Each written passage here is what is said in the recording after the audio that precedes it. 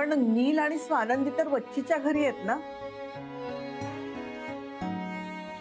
म्हणजे मग ललिताबाई आणि माधवराव त्यांच्याच घरी असतील ना.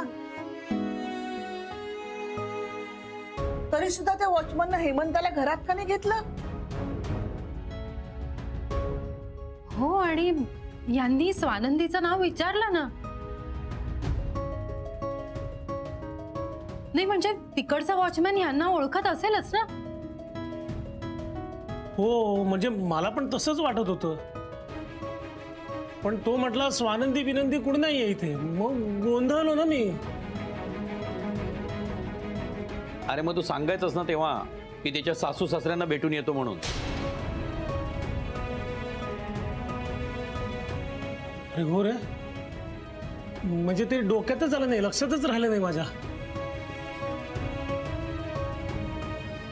हेमंत, तुझ्या बघण्यात आणि ऐकण्यात काही गोंधळ झाला नाहीये ना? अरे असं काय करतोयस दादा? संपदा नाही का म्हणाली आपल्याला? आणि आज आपण सुद्धा स्वानंदीला वच्ची आत्यांच्या घरी बघून आलो ना.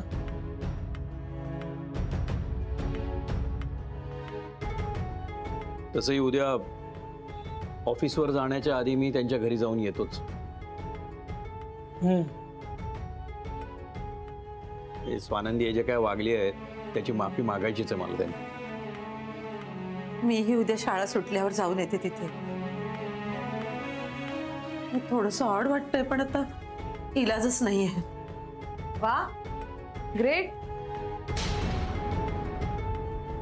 या आलात जखमेवर नीट चोळायला. कधीतरी आई बाबांचे डोळे उघडायलाच हवे ना. माझ्यामुळे अशी उगाचच त्यांना कोणाची माफी नाही मागावी लागली. उगाच आगाऊपणा करू नकोस संपे. तुझ्यामुळं महेश समोर नाक कापलं गेलंय माझं. आणि माफीच्या पलीकडे गेलंय तुमचं प्रकरण. त्याचं काय आहे ना बाबा, तुम्ही माझ्यावर कधीच विश्वास नाही ठेवला. थोडासा जरी विश्वास माझ्यावर ठेवला असता ना तर आज ही वेळ माझ्यावर आणि तुमच्यावरही आली नसती.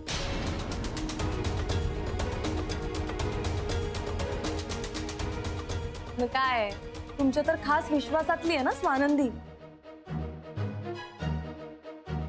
आज बघा तिने काय वेळ आणली आहे तुमच्यावर. जी माणसं नेहमी तुमची मदत मागायला येतात आज त्यांचीच माफी मागणार तुम्ही.